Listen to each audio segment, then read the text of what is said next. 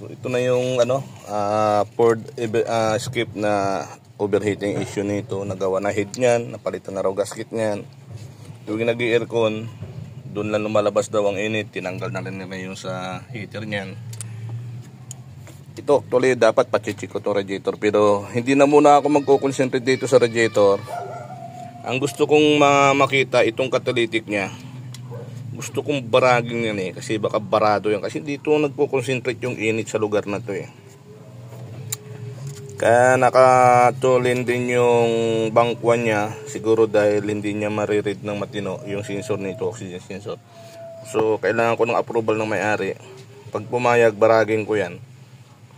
At kung ano man yung mangyayari dito, kung hindi mababasa ng oxygen sensor at laging nakailaw yung check engine niya, titingnan namin kung paano makancel yun.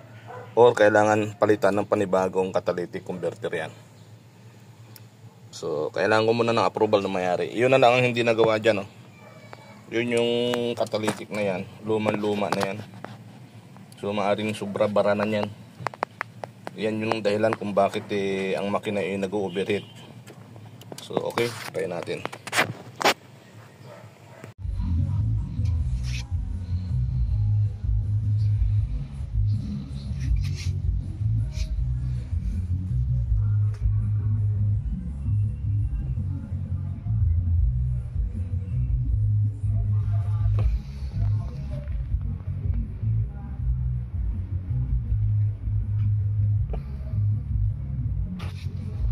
Yung pa rin ang lumabas.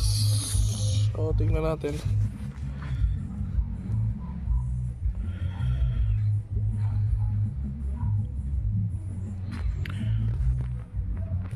Ang tubig nito parang may inadat na ba panibagong sensor.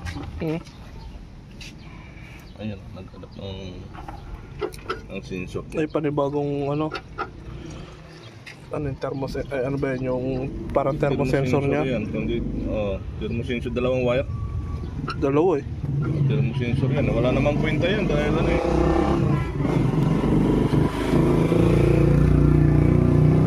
Bakit yung original ba nito? Wala na. Subukan mo nga lang paanda rin. Titingnan ko lang kung bubul. Ako na magpa-start doon Tingnan mo kung may bulwak na malakas dyan. Para malaman natin kung mayroon pang thermos at mag Andyan sa loob. Naisaksak ko yung sa pan. Ay, gumagana pa pala tong isa. Saan ba? Tong isa. O, ano ba? Isaksak na o mamaya na? Hindi. Tanggalin na natin muna. Ay, hintayin nyo muna mag-ano? Hindi naman nag-overheat ka agad yan. Tika, sandali.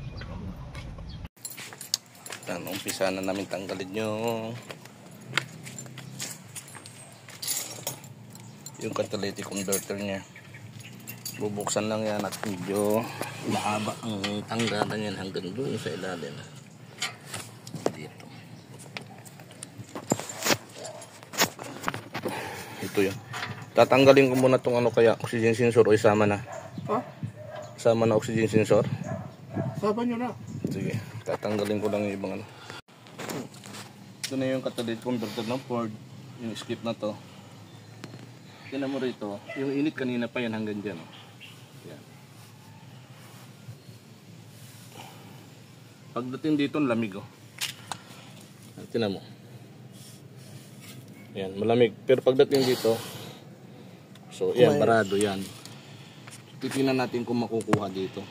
May gagawin tayo dyan, paparalin ko lang. So nagawa na to, galing sa iba. Nagpalit ng head gasket. Direkta ng mga pan. Titingnan natin kung anong magagawa natin dito sa converter na to. Bahala kayo. So try ko kung anong magagawa natin dito. Wala tayong pamalit nito.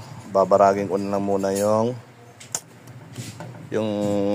catalytic nya, yung bahay ng bubuyo na nasa loob. So sana lang hindi magkaroon ng check engine dahil nawala yung, siguro mamumonitor pa rin naman ng oxygen sensor yan.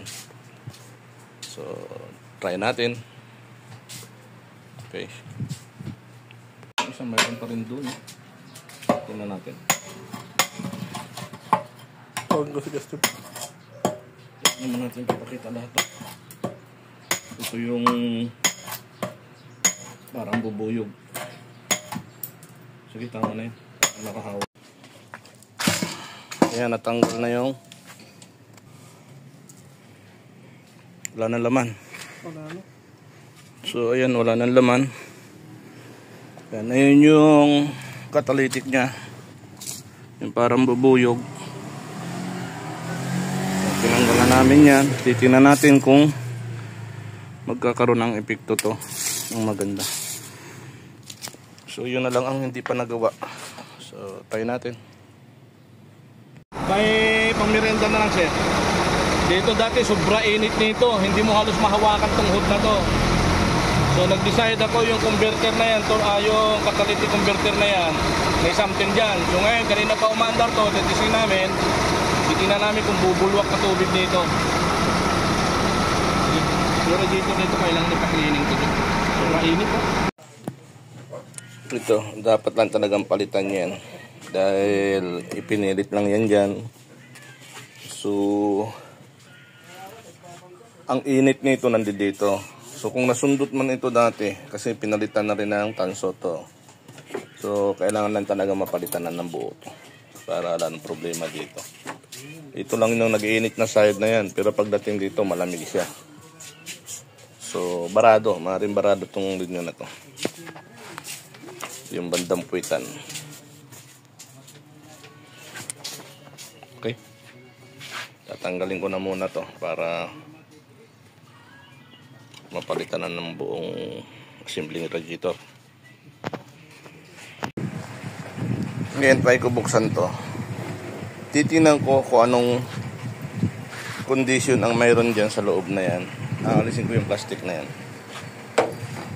So wait lang, kasi pag nag-alis na ito kailangan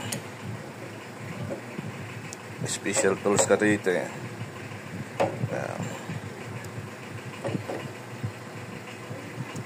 Gusto ko makita kondisyon ng loob nito eh.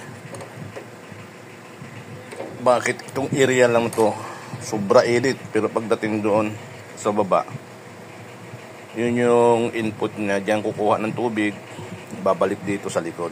So titingnan ko kung ito ba'y barado o hindi. Okay. Ngayon makikita ko na to pag ito binuksan ko.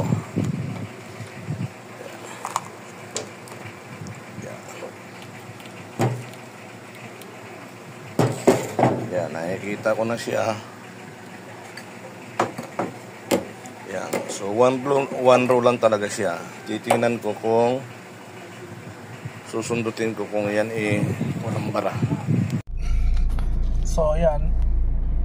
Yan yung ano, yung ikot mo, testing mo doon. sa Dito lang, paikot-ikot ka lang dito. Testing mo yan, paikot-ikot dito. sige. Tapos mamaya, videohan mo siya. Ayan, na-testing ko na, naikot ko na rito, nag-air ko na ako dyan. Catalytic converter ka mo, doon nagkaroon ng problemang malaki yan. Sige. So ayan. Ayan, ikot-ikot ko rito lang muna dito sa subdivision. Titingnan natin kung iinit. Yan. Kasi normal pa naman yung temperature niya dyan, oh.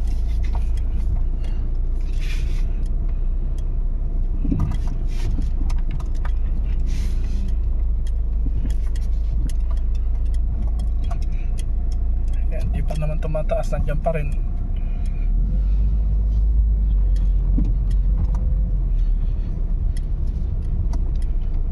Parang mahina lang yung preno na ito.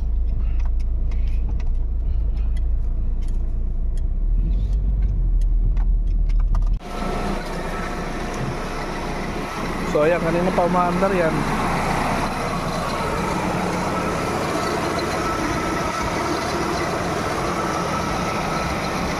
Naglagay kami ng fluid nito kasi nga kulang. Buti nakarating pa yung may-ari dito, wala ng fluid.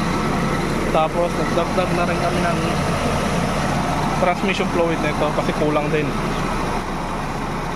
So maya maya iikot ko to para matesting, tapos sabay patay. Titingnan natin kung may bubulwak pa rin.